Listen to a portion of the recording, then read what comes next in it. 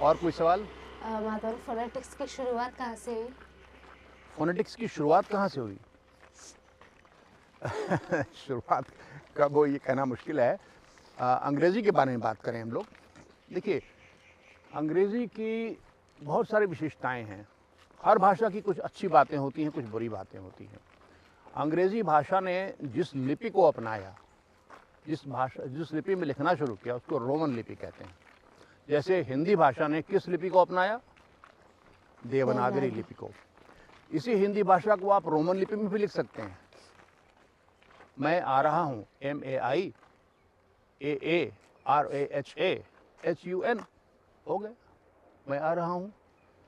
तो दिक्कत ये हुई कि रोमन लिपि जो है उसकी कुछ समस्याएं हैं। उसमें लिखते कुछ हैं, बोलते कुछ हैं।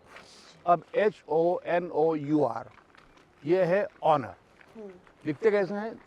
एच तो एच से हा होना चाहिए ना, तो ये हॉनर होना चाहिए, लेकिन बोलते हैं ऑनर। अब जो व्यक्ति नहीं जानता है इसके उच्चारण को, मनमाना उच्चारण दे दिया आपने, तो वो कैसे बोल पाएगा? वो तो हॉनर ही बोलेगा। PUT पुट और BUT बट। क्यों भाई? बुट क्यों नहीं? अलग हो जाते हैं।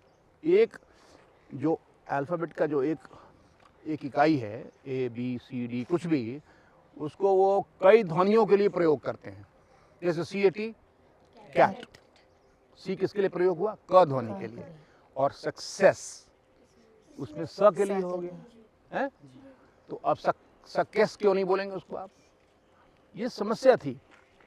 इसीलिए ये निर्णय किया गया कि भाई अंग्रेजी भाषा बोलने के लिए इसकी एक अलग से फोनेटिक अल्फ़ाबेट बनाई जाए।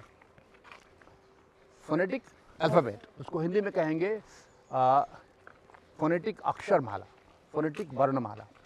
अब देखिए, हिंदी भाषा जो लिखते हैं नागरी लिपि में आप, जिसमें संस्कृत भी लिखी जाती है, तो उसमें कोई अलग से फोनेटिक स्क्रिप्ट नहीं है, फोनेटिक अल्फ़ाबेट नहीं है, कोई फोनेटिक अक्षरमाला नहीं है। अ आ इ ई जो पढ़ा आपने, बस खत्म।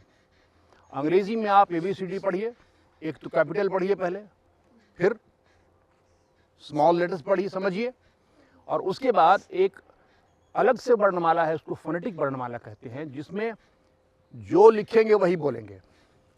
हिंदी भाषा में, संस्कृत भाषा में जो लिखते हैं वही बोलते हैं। एक अक्षर एक ध्वनि के लिए। फोनेटिक्स का मतलब ध्वनि से संबंधित होता है। फोन बोलते हैं अपना, फोन में भी वही चीज है, ध्वनि। तो इसलिए एक अलग वर्णमाला की इजाद की गई। अब होता क्या है कि स्कूलों में आप लोगों को वर्णमाला सिखाई नहीं जाती वो वाली।